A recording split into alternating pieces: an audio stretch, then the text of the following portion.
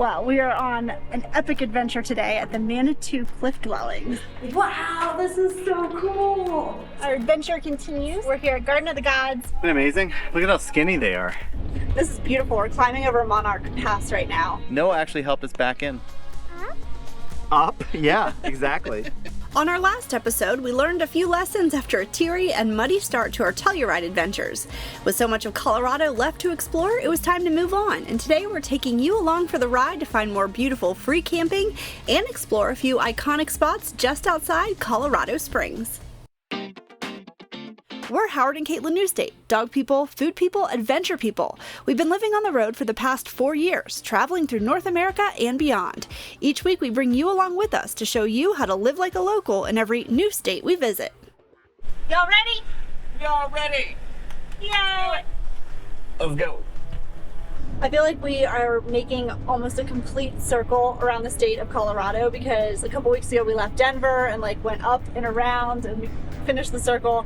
Now we're coming up below Colorado Springs, so it's almost completing that circle. And that was not part of the plan today to go to Colorado Springs. We were going to stop near Salida, but we all called an audible at lunch and decided to keep going because our editing laptop broke. Sad face. So we need to get to a Costco in order to fix our editing laptop. And we've never really explored the Pikes Peak, Colorado Springs area. So what better opportunity? And what better than with free camping? Yeah, hopefully it works out. This is beautiful. We're climbing over Monarch Pass right now. Almost made it to the very top of the pass. We see the ski lift. The temperature has dropped about 20 degrees since we left Gunnison. Ella is eating my whip. Ella! Ella, fuck you. Alright, Tiffany and I are doing what we do best. We're on a scout spot. So, Tiff and I might have found a spot. We might have. It's beautiful, but it's going to take some major creativity, and we're just wondering what the boys are going to think about our creative vision. So I predict they're gonna say, no, this isn't gonna work. And then we're gonna be like, but if you try it this way, and then there's gonna be a tiny argument, and then they're gonna try it, and then it is gonna work, and then we're all gonna say cheers to our new campsite. And if it doesn't work, we have 2 backup spots. Yeah. So They're not as good as this one. I know, this is beautiful. So it's behind this rock and there's a great view out that Behind this rock. That's always what you want to say. Behind this boulder. So the verdict is we think we can make it work. Howard walked down with Tiff and I and scoped it out. Steve hasn't laid eyes on it yet, but here he comes right now. So hopefully this works because from here, these views are beautiful. So of course the GoPro died right as I'm filming everybody coming in, so I'm using the phone now, trying to get everybody situated. But the good news is we all got into the spot okay. Now it's just, can we look? That's pretty good. It's not bad at all. Well, good morning.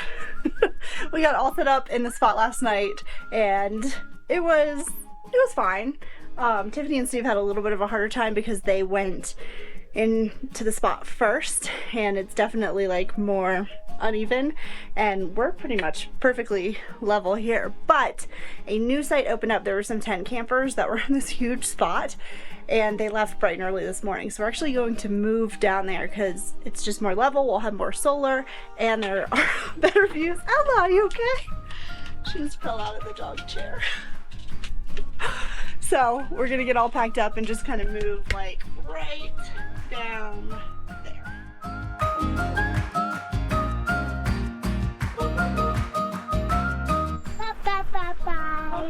Bye. Oh, wow. Wow! I was not expecting that. Totally missed all those branches. That was impressive. Those are a lot taller Yeah. than I thought. Yeah, I guess so if you just hug that left side. Yeah. That really, that was a lot smoother. What did we do? Well, we cannot get the stabilizers down because there is too much of a woo off the back. But what did we use over there? We used the stump. Nature's leveling block. Nature's leveling blocks, yeah. And look, it's perfectly flat on the top of that stump. Hi, Noah. Noah helped. Noah, thank you so much. Noah actually helped us back in. Up? Yeah, exactly. Well, we are on an epic adventure today at the Manitou cliff dwellings, and I am so excited to explore these. Right here?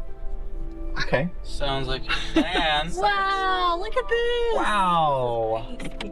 What's really wild about this is all of these dwellings were moved between 1904 and 1907 to this location for preservation purposes. So this is not the original location of any of these. They were down in like the southwest corner of the state near Mesa Verde. So there's a self-guided tour through a link on your phone. And one of the things I just learned was that the average height of the people here was between 4 and 5 feet tall. So there's a lot of low beam warnings I'm noticing, and the average age expectancy was only 35 years old. We would both be dead. Wow, this is so cool! I cannot believe that they were able to preserve this and move it all the way across the state. That's amazing. These cliff dwellings were home to the ancestral Puebloans, known as the Ancient Ones. There's a lot of mystery surrounding their disappearance and why they abandoned their cliffside homes. Some scientists think they were starved out or forced out. There were few clues left behind. However, a major drought could have played a key role, and there's also some evidence to point to the theory that an invading enemy could be to blame. Go back in. Oh.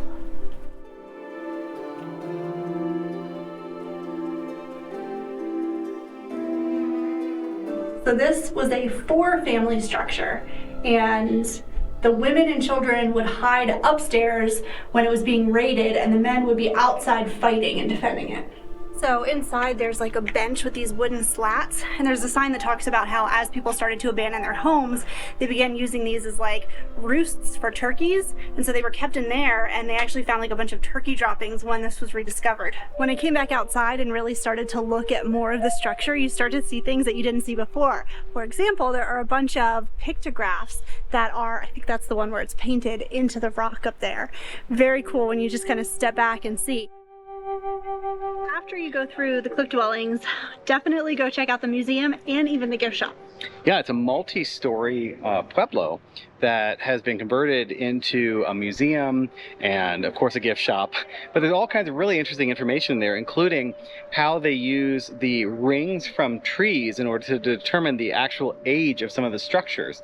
Because the timber that is used to hold up the roofs and the floors of the various structures inside of the dwellings, the rings are unique, right, for each year. And so based upon the amount of rainfall or lack thereof, it kind of determines a specific size of the rings. Another display that I really liked inside the museum was the first 100 years of the brochures and the advertisements and all of that kind of fun stuff once this actually was relocated and opened to the public in 1907. And there's even a Winnebago ad where they parked a Winnebago Brave in front of the cliff dwellings here. Yeah. I guess it was in a magazine. It was super cool.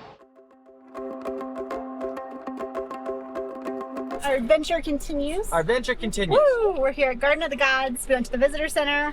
Howard talked to the ranger. Is it a ranger still? Ranger. Yeah. Our information desk person. Yeah, we have a whole plan now.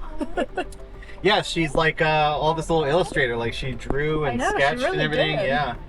There are definitely activities you can do here at Garden of the Gods for all levels. Even if you were just looking for a paved trail, that's what we're going to do first. You can do that. Or you can go on a dirt trail, or you can go way up high. Pretty amazing, isn't it? The rocks? Yeah. Yeah, it actually has a really cool story. All of this, just like in zoos, all of this is actually rebar and concrete. It was constructed in 1987 by Hector and Melinda Gods, hence the Garden of the Gods. It's amazing. Some of the rocks are red, and some of them are white. Yeah, why? It's because Hector and Melinda ran out of paint. I can't with him, y'all, today. I just can't. He was saying this and there was literally a ranger walking in front of us. And I Who was like, laughing and loving it. She was like, thanks for the new material. That's right. In all seriousness, the amazing rock formations were created during the Ice Age, but it was 2 surveyors in the late 1800s who proclaimed that the area would make a great beer garden once the nearby city was established. His partner agreed that it was a place fit for gods to assemble and that it shall be known as Garden of the Gods. And I guess the moniker stuck. reminds me a little bit of Waco Tanks, just from a climbing aspect, because you can walk around and see all the climbers. Of course, you have to have a permit and all of that good stuff, because you don't want to be climbing these rocks and not know what you're doing. Oh, no way. Are those vultures? Ooh, the vultures are on the other side of the rock that the climbers are on. All the angles and shapes of these rocks is just so neat. Like, I've never seen anything like this. So many different shapes, like, in one place like this. Isn't it amazing? Look at how skinny they are. After our full day of adventure, we had definitely worked up an appetite and stopped at Wines of Colorado, which is much more than wine, for a delicious meal before heading back to camp. Back home, it's a beautiful sunset, and there were so many deer on the way home. So pretty. On our next episode, come along with us to our new favorite mountain town, Creed. You won't believe the views as we show you one of the most incredible boondocking sites we've ever come across. Thanks so much for watching. We'll see you next week.